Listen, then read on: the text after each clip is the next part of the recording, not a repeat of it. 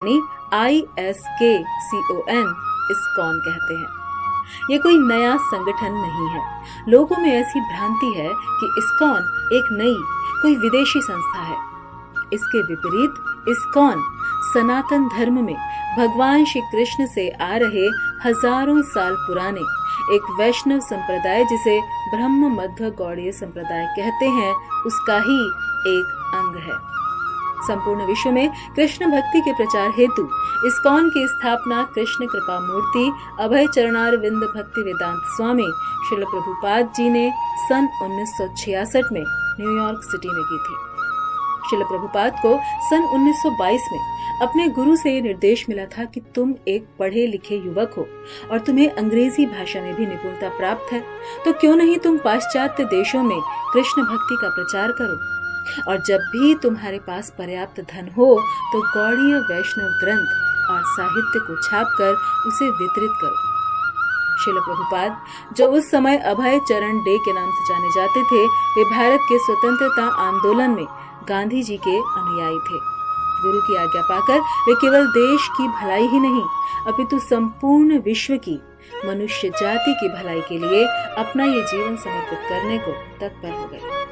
मात्र 55 वर्ष की उम्र में गृहस्थ जीवन से संन्यास लेकर पूरे विश्व में श्रील प्रभुपाद जी ने कृष्ण भक्ति का प्रचार किया।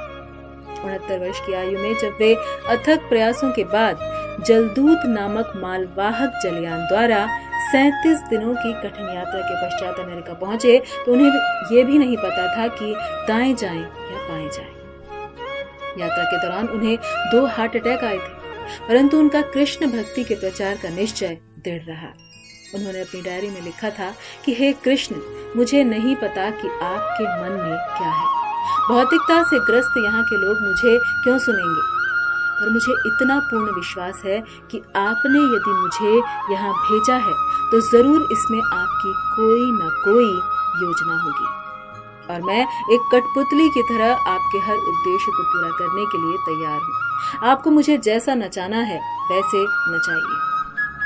70 वर्ष की उम्र में 1 वर्ष के कठिन संघर्ष के पश्चात उन्होंने इस्कॉन की स्थापना के लिए अमेरिका के न्यूयॉर्क शहर में रजिस्ट्रेशन हेतु आवेदन दिया, और 13 जुलाई सन 1966 में इस्कॉन की स्थापना हुई। स्थापना के समय श्रील प्रभुपाद के साथ गिने चुने भक्त ही थे, परंतु उनकी दूरदृष्टि से वे देख सकते थे कि इस्कॉन एक विश्वव्यापी संस्था बनेगी। उनके अनुयायी समाज के सबसे निकृष्ट समझे जाने वाले वर्ग से आते थे। लोग उन्हें हिप्पीज के रूप में जानते थे।